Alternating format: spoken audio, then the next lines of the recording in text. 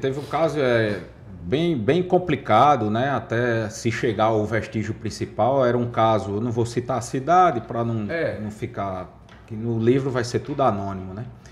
E era um local onde tinha uma vítima, uma mulher, a esposa do camarada num primeiro quarto, na cama de casal, que estava com várias fraturas de crânio. Ela foi morta com alavanca, aquela ferramenta, né, de arrancar toco, como a gente diz aqui no Nordeste.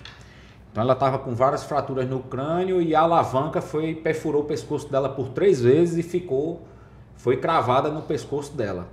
Então no primeiro quarto havia essa vítima e nos fundos da casa, num banheiro, já no quintal da casa dos fundos, estava o marido dela enforcado com um sistema de forca numa corda e com um tiro de revólver 22 na região temporal direita.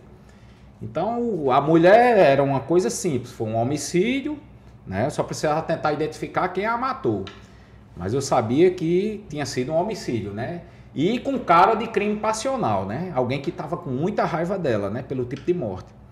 Então a conjectura do caso é interessante porque quando eu cheguei a porta estava arrombada. Então quando eu cheguei, a primeira coisa que eu fiz foi: quem arrombou essa porta? Aí o policial me trouxe o camarada que arrombou a porta, né? Aí eu disse: por que você arrombou a porta? Qual o seu relacionamento com esse pessoal? Ele disse: não, o marido dela estava com câncer já, bem avançado, realmente ele estava sem cabelo, como que estava com quimioterapia, né? E ele já trabalhou para mim e eu estava com pena da situação deles, eles sem emprego, sem trabalhar. Então todo dia eu trazia o café da manhã deles, eu fazia uma feira para eles, eu ajudava muito eles. Cabe ressaltar uma observação aqui, que a mulher era muito bonita. A mulher era bonita, bem feita de corpo. Então quando eu vi essa filantropia toda do cara, já surgiu uma luzinha meio aqui na minha cabeça. Tem um negócio aqui. Aí eu digo: sim. Aí você veio trazer o café da manhã? Sim, eu vim trazer o café da manhã, bati, ninguém respondeu e eu escutei um disparo de arma de fogo. Aí eu arrombei a porta e vi toda essa situação. Eu digo: beleza, fico por aqui, qualquer coisa eu tiro mais dúvidas com você. Então quando eu fui analisar, olha como complicou o caso para mim. Eu teria que saber, aquele camarada lá, mataram ele, o marido, ou ele se suicidou? Uma forma bem atípica, né? Enforcamento e tiro ao mesmo tempo, né? Então aí que vem o trabalho bonito do perito. É lindo o trabalho pericial, por isso que eu sou apaixonado. Por exemplo, a primeira coisa que eu fui ver, ele preparou o sistema de forca. Como é que eu descobri? Descobri porque as marcas do solado da sandália dele estavam no vaso sanitário. Então a mesma marca do solado da sandália causou sujidades no assento do sanitário. Então já sei que ele pisou ali para fazer o sistema de forca, né? O residuograma de chumbo na mão dele deu negativo. Olha a complicação, como se ele não tivesse efetuado disparo. Outra complicação: existiam 3 estojos dentro da arma percutidos e deflagrados. Ou seja, aquela arma efetuou 3 disparos. Só que ele só tinha uma lesão. Olha as complicações do local, como era complicado. Aí vamos lá, começar a explicar essas complicações. Por ter dado o residuograma negativo, ele pode dar, porque a arma era um calibre baixo, 22, a mão do cara era pequena, a munição era antiga, certo? Então pode dar um falso negativo. Então está explicada essa questão. A questão dos outros disparos, muito suicida, ele faz o teste de eficiência da arma. O cara decide se matar, ele com medo de botar a arma no ouvido e ela não disparar, ele dá um tiro. Muitas vezes a gente pega, no local de suicídio por arma de fogo, um tiro na porta, um tiro na parede, certo? Ele dá um tiro de eficiência, ele testa a arma antes de efetuar o disparo dele. Então vamos dizer, não tinha nas paredes nem nas portas esse tiro, mas vamos dizer que ele atirou para cima antes de entrar no banheiro. Ou, outra possibilidade, esses disparos eram bem antigos. Não é verdade? Ele podia ter disparado com essa arma e ficou guardada lá, né? Mas aí vem o X da questão, que me deu toda a configuração para um suicídio. Eu vou resumir que o programa, né, não dá para eu contar mais detalhes, mas tem muito mais outros detalhes que eu analisei. Mas o principal foi uma mancha de sangue. Pode ficar à vontade. O principal foi uma mancha de sangue que me respondeu, né? Eu vou falar um pouco dessa parte balística, que é bem interessante desse caso, que eu só tinha estudado em livros. Antes de falar do vestígio principal, me lembrei agora. Vou fazer uma pergunta a vocês que eu faço aos meus alunos na aula, quando eu estou dando aula para os peritos, até para identificar o cara que tem... Pode arrochar. Vamos dizer que o cara está morto lá com apenas uma lesão, certo? E quando vai para a necrópsia e abrem a cabeça dele, existem 2 projéteis lá dentro. Vixe. O que é que pode ter acontecido? Vamos primeiro, Matheus, que eu acho que é você, eu já contei essa história Não, uma vez. Eu não me lembro não, acho que Adriano. Entendeu, Matheus? O cara tá com um disparo só, uma lesão. Sim. Só tem um orifício. Aí foi para necrópsia. Quando abriram a cabeça dele lá, tinha 2 projéteis lá dentro.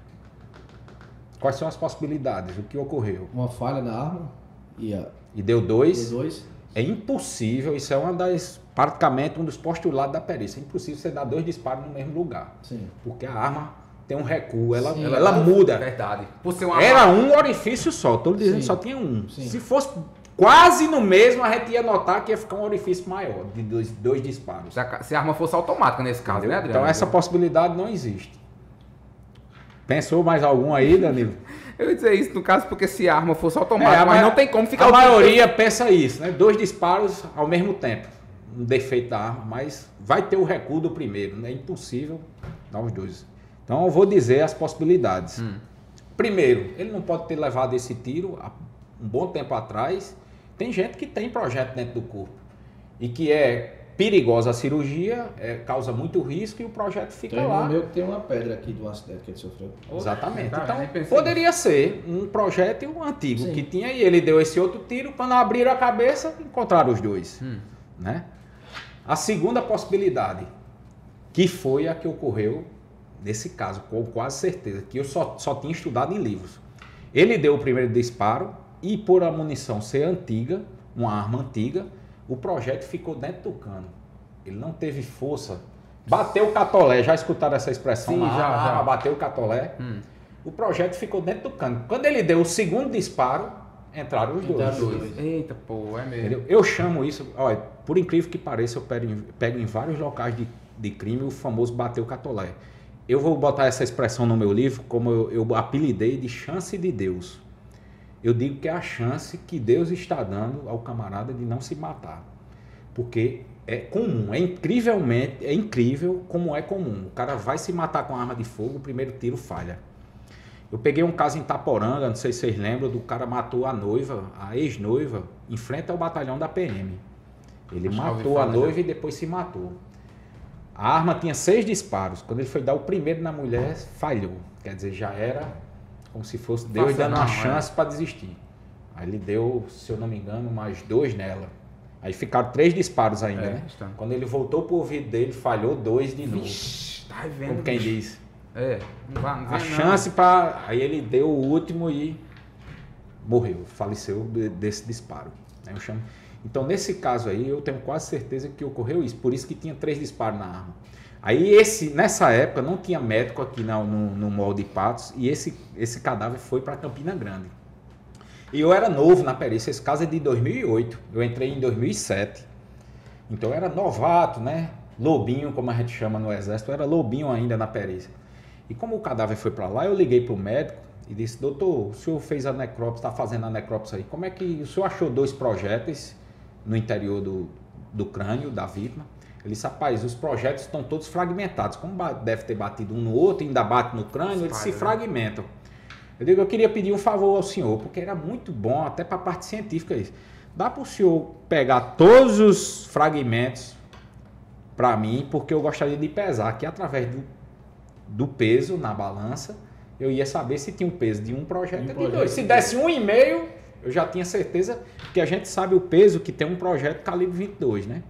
Então, na época, era um médico antigo, um médico e com certeza Campina Grande abarrotada de cadáver, que lá na época tinha muito crime, muito acidente, então devia estar cheio lá, ele nervoso, ele disse: rapaz, você está assistindo muito CSI. Aí me chamou de CSI, você está assistindo muito CSI, você quer que eu penere isso tudo aqui, esses fragmentos? Realmente, para a minha conclusão do laudo, não era importante para a casuística da perícia, né? Eu não consegui ter certeza que ocorreu isso, mas é uma das possibilidades. E resumindo aí, para chegar no final, o que foi o vestígio principal que eu determinei que ali ocorreu um suicídio e não um homicídio, Eu não vou dizer, vou deixar para vocês lerem meu livro, Matheus, Danilo e os ouvintes. Senão vocês não vão comprar meu livro. Vocês têm que comprar meu livro para descobrir, da mesma forma o caso lá que você falou de Pombal, da menina, tem que comprar meu livro.